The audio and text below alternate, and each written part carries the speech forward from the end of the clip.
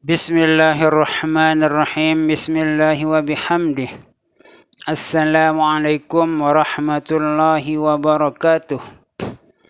Jamaah kaum muslimin muslimat, khususnya para subscriber yang selalu dirahmati oleh Allah Subhanahu wa taala.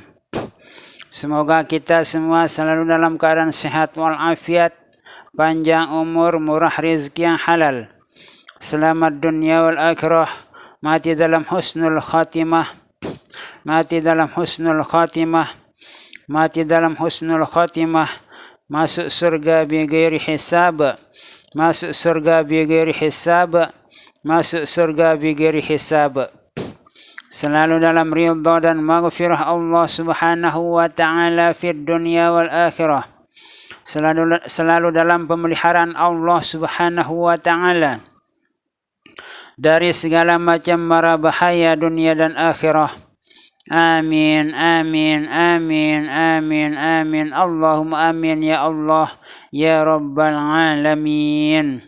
Alhamdulillah wa syukurillah.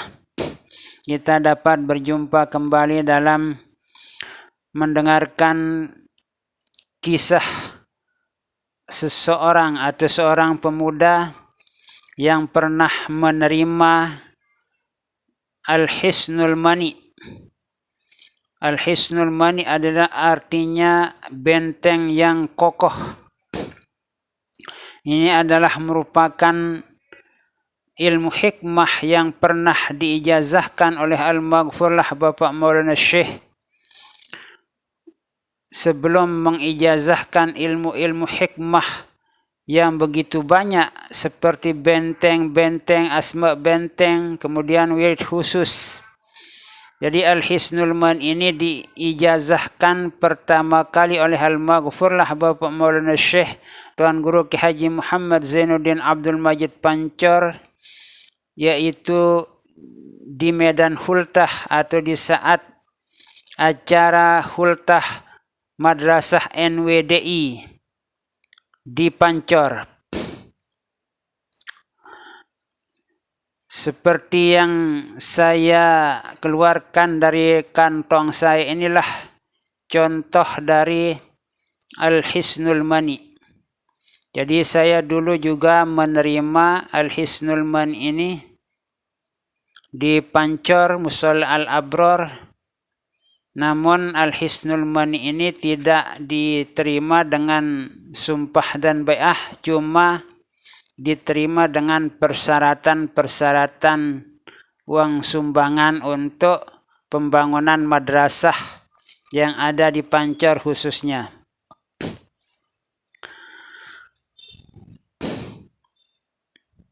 Jadi Al-Hisnul Mani itu merupakan amalan doa atau isinya doa-doa yang sudah disusun oleh Al-Maghfurlah Bapak Maulana Syekh di saat terjadinya keributan-keributan dulu atau terjadinya kerawanan-kerawanan karena banyaknya perampokan, pencurian di masa tahun 80-an 90-an itu.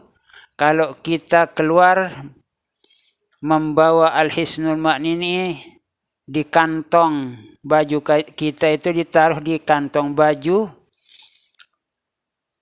kita, itu terasa aman sekali walaupun situasi dan kondisi cukup gawat atau rawan, karena pada saat itu masih agak rawan dan bahkan sangat rawan sekali.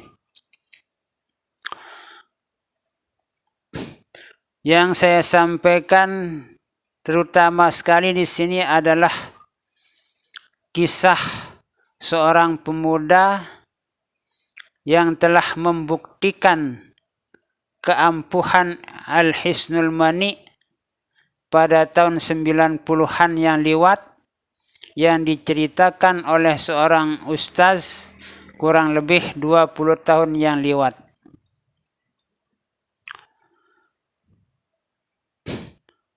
Ada seorang pemuda sedang buang air di kali. Jadi pemuda itu kebetulan sudah menerima Al-Hisnul Mani dan dimasukkan ke dalam kantongnya. Lalu kemudian karena sangat inginnya si pemuda itu membuang hajat, lupa bahwa telah memasukkan doa Al-Hisnul Mani itu di kantongnya.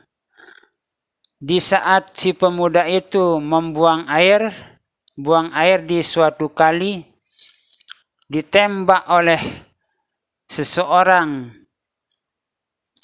Kemudian pemuda yang membawa Al-Hisnul Mani itu sampai berkali-kali ditembak dengan menggunakan peluru.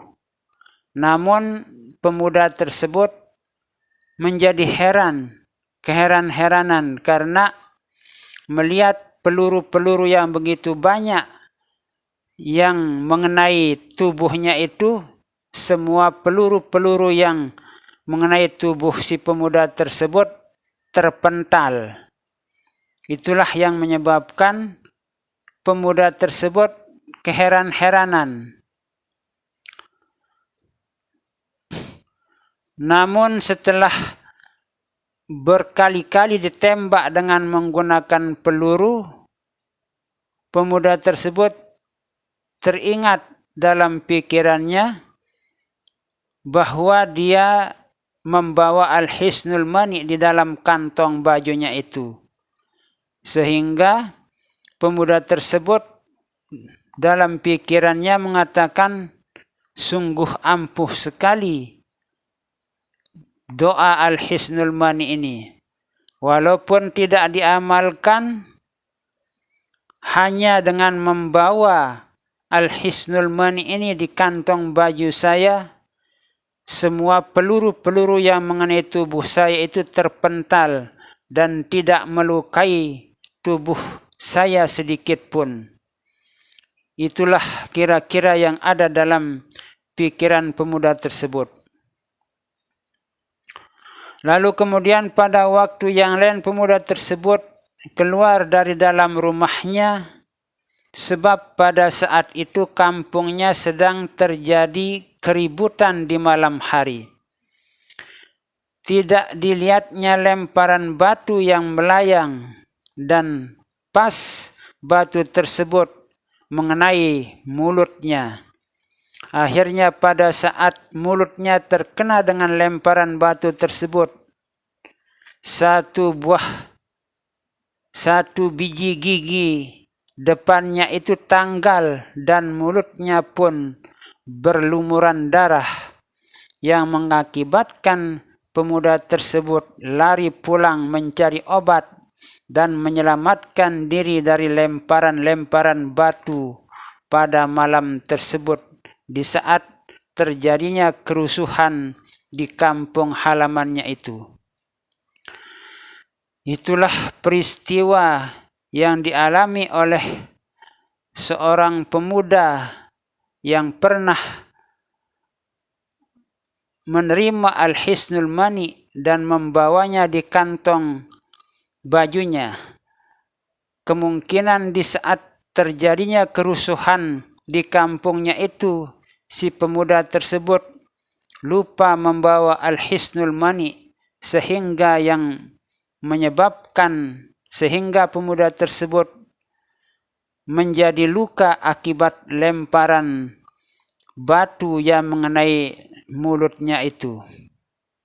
Itulah sebabnya kalau kita menerima ilmu hikmah yang pernah diijazahkan oleh Al-Maghfurlah Bapak Maulana Syekh Tuan Guru Ki Haji Muhammad Zainuddin Abdul Majid Pancor maupun Al-Maghfurlah Bapak Tuan Guru Ki Haji Muhammad Muhsin Maqbul Kota Raja, atau ilmu-ilmu hikmah yang kita terima dari para guru, para ustadz atau orang lain, kita itu harus yakin, ikhlas, istiqomah dalam mengamalkan ilmu-ilmu hikmah yang pernah kita terima itu.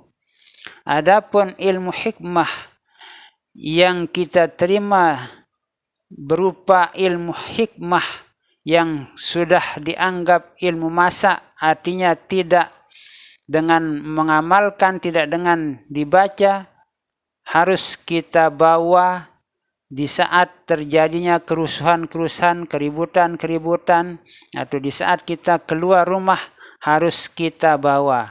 Itulah bedanya ilmu hikmah yang sudah masak dengan yang belum masak. Kalau yang belum masak, kita harus amalkan setiap waktu, setiap hari.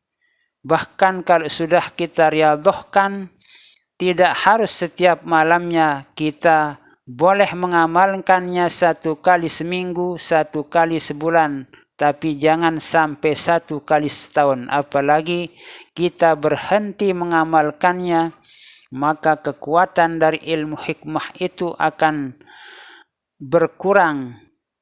Itulah sebabnya kita harus mengamalkannya sesuai dengan petunjuk, yaitu setelah meriyadhahkan ilmu hikmah yang kita terima dengan harus mengamalkannya, artinya ilmu hikmah yang belum masak. Jadi kita harus dengan istiqomah mengamalkannya setelah meriyadhahkannya itu sekali 1 malam, atau sekali dalam 1 minggu, bisa sekali dalam 1 bulan, sesuai dengan penjelasan yang pernah kita dengar dulu di saat menerima ilmu-ilmu hikmah tersebut. Kemudian ilmu masak yang saya maksudkan tadi itu tidak dengan cara mengamalkannya setiap hari, setiap minggu maupun setiap bulan, hanya dengan membawanya keluar dari rumah kita. Jadi seperti pemuda yang lupa membawa al-hisnul mani di saat kerusuhan yang terjadi di kampungnya itu, sehingga mengakibatkan pemuda tersebut terluka pada bagian mulutnya disebabkan karena lupa membawa ilmu hikmah yang pernah diterimanya itu. Nah, itulah bedanya kalau kita sudah meriyadhahkan al-hisnul mani, tapi kita tidak terus-menerus mengamalkannya, hanya membawanya dan lupa nanti di saat membawanya terjadi kerusuhan. Itulah yang terjadi seperti yang dialami oleh pemuda tersebut.